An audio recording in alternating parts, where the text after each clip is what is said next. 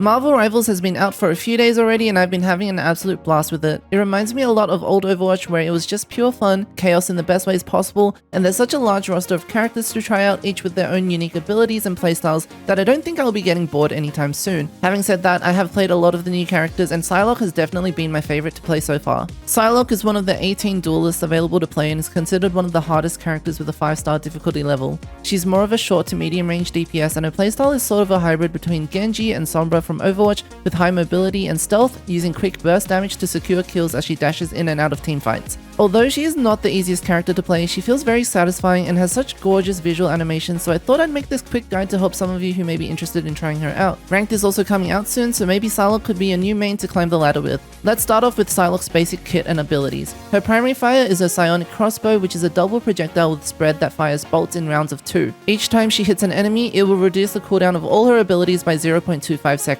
Her secondary fire is wing shurikens that fires a volley of 5 projectiles that sticks to enemies, which she can recall to do bonus damage. The shurikens also grant Psylocke with 10 bonus health per round. A very useful tip to do more damage is that when the shurikens are recalled, it will move towards the crosshair first before returning to Psylocke, so you can get it to deal additional damage to another target before recalling it. Psylocke's shift ability is Psyblade Dash that lets her dash forward in any direction, dealing damage to enemies in its path. It has 2 charges with a normal cooldown of 8 seconds, and casting dash will also recall wing shurikens. Her E ability is Psychic Stealth, which allows Psylocke to enter stealth and gain a movement boost. The stealth lasts for 3 seconds, has a cooldown of 15, and when she is attacked in stealth, she will be visible temporarily. Psylocke's ultimate is Dance of the Butterfly, which channels very briefly before automatically slashing any enemies within a 10-meter radius. It does 150 damage per hit with 2 hits per second, so the more enemies within the area, the more the damage will be spread out. Although the ultimate slashes at random enemies, it will prioritize the one that has been hit the least. And finally, her team-up ability with magic is Psionic Disc, which allows her to rewind a few seconds back to the previous position. She will also gain bonus health based on missing health when activating this ability.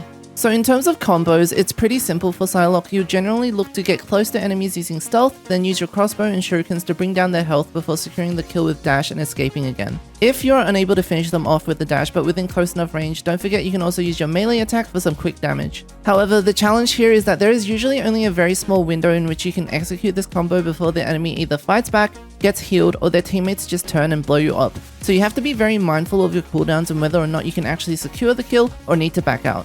When it comes to general playstyle, Psylocke is a very flanky and bursty type of damage dealer who excels at taking down squishies, so you should always be looking for opportunities to target lower health opponents such as the enemy supports or DPS. As a general rule of thumb, you should always try to have at least 1 charge of your dash just in case you need to quickly reposition or escape if the enemy team focuses you. If you aren't on the flank, you should be looking to constantly use your crossbow to poke and apply pressure to enemies, as this will also lower the cooldowns of your abilities and give you more opportunities to burst down opponents. One thing I like to do is use cover to wall peek and wait for unsuspecting enemies to move past so that I can sneak up on them. Again, the key thing to pay attention to are your dash charges, because this could be the difference between you staying alive and getting caught in a very bad position.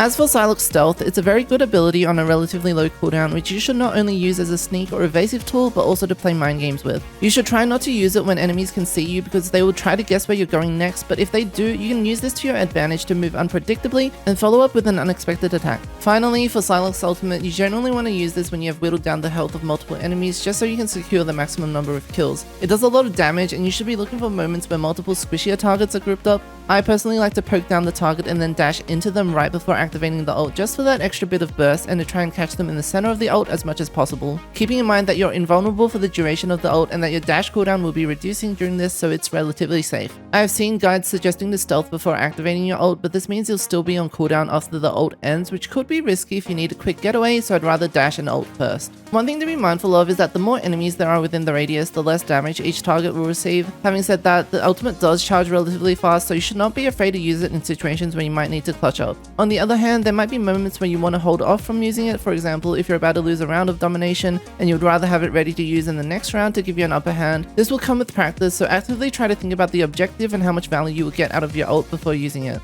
As with all characters, you'll get better and pick up things as you go, so I highly recommend trying Psylocke out and seeing if her playstyle appeals to you. I'm sure there's still so much I need to improve when it comes to playing her, but for now I think I've gotten a pretty solid grasp of how to use the character, so hopefully you guys found this guide somewhat useful. I won't lie though, she is pretty mechanically demanding, not only just with aim but also with the dashes, so that's also something to keep in mind. If you do end up playing her, let me know your thoughts and any other tips you might have to share, and thanks for watching as always. See you in the next one.